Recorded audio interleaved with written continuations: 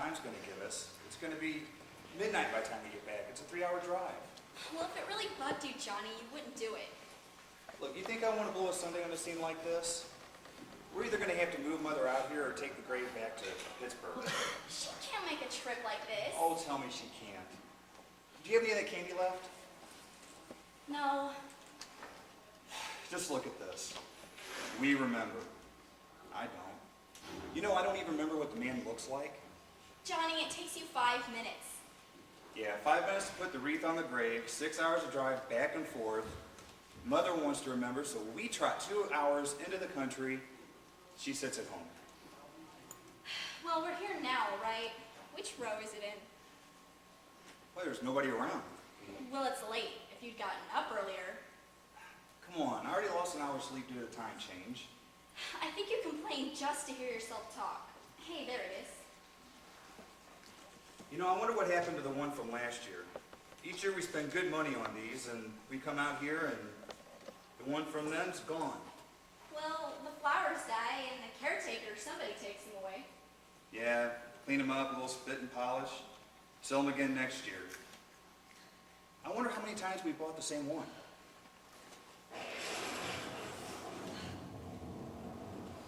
Hey, come on, Barb.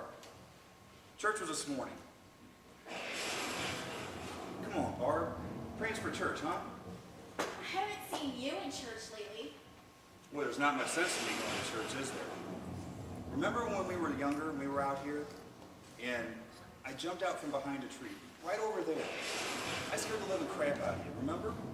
And Grandpa got all excited and he started shaking his fist at me and he said, "Boy, you're gonna rot in hell!" Remember? Johnny! You're still afraid out here. Johnny, stop it now! They're coming to get you, Barbara. Stop it! They're coming for you, Barbara. Woo! Stop it! They're coming for you, Barbara.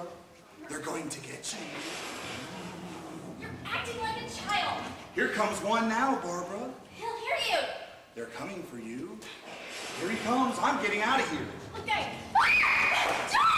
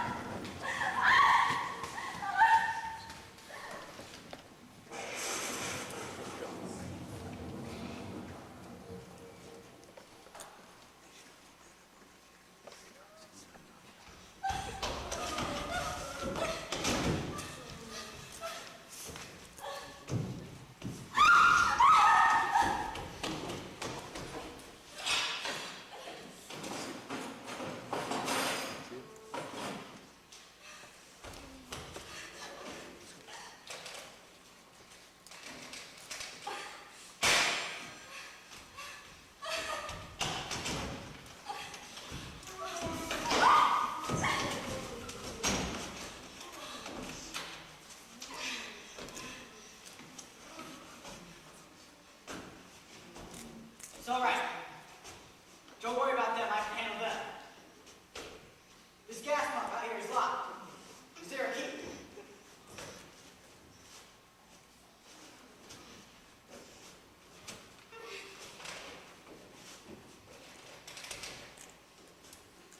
Well, you've already tried this.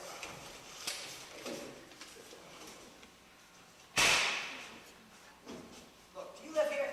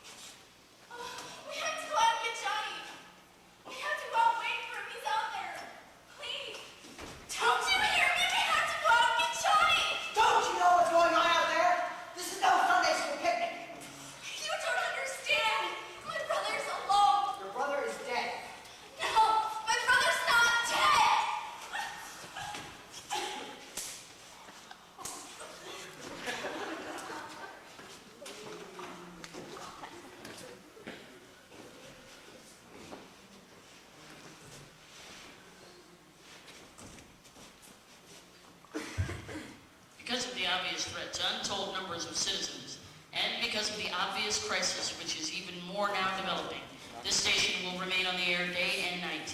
This station and hundreds of other radio and television stations throughout this part of the country are pooling their resources through an emergency effort to keep you informed of all developments. At this hour, we repeat, these are the facts as we know them. There is an epidemic of mass murder being committed by a virtual army of unidentified assassins. The murders are taking place in villages, cities, rural homes, suburbs, with no apparent motive or reason for the slayings. It seems to be a sudden general explosion of mass homicide. We now have some descriptions of the assassins, however. Eyewitnesses say they are ordinary-looking people. Some say they appear to be in a kind of trance. Others describe them as being grotesque. So at this point, there is really no authentic way for us to say who or what to look for or even guard yourself against. Reaction of law enforcement officials is one of complete and utter bewilderment at this hour. So far, we have been unable to determine that any kind of organized investigation is yet underway. Police, sheriff's deputies, and emergency ambulances are literally flooded with calls for help. The scene can best be described as mayhem. Mayors of Pittsburgh, Philadelphia, and Erie, along with governors of certain eastern and midwestern states, indicate that the National Guard may be mobilized at any moment. The only other information that reporters have been able to obtain from official sources is a warning for all citizens to stay inside their homes behind locked doors. Do not venture outside for any reason until the nature of this crisis has been determined, and until we can best advise what course of action to take. Keep listening to radio and television for any special instructions as this crisis develops further. Thousands of office and factory workers are being urged to stay at their places of employment, not to make any attempt to get to their homes. However, in spite of this warning, streets and highways are currently packed with frantic drivers attempting to get home or flee just anywhere. We repeat, the safest course of action at this time is to simply stay put wherever you are.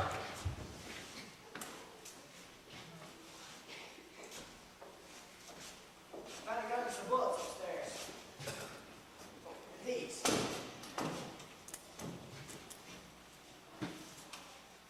This place is boarded up pretty solid now. We're gonna be alright for a while. You got a gun, bullets, food, a radio. Sooner or later somebody's bound to come along and get us out of here.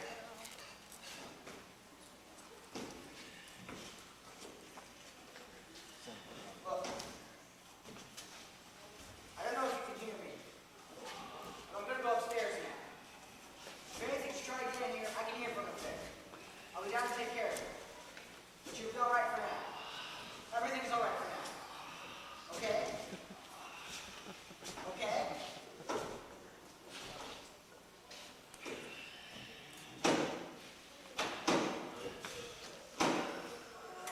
Ladies and gentlemen, we have just received word that the President has called a meeting of his cabinet to deal with the sudden epidemic of murder which has seized the eastern third of his nation.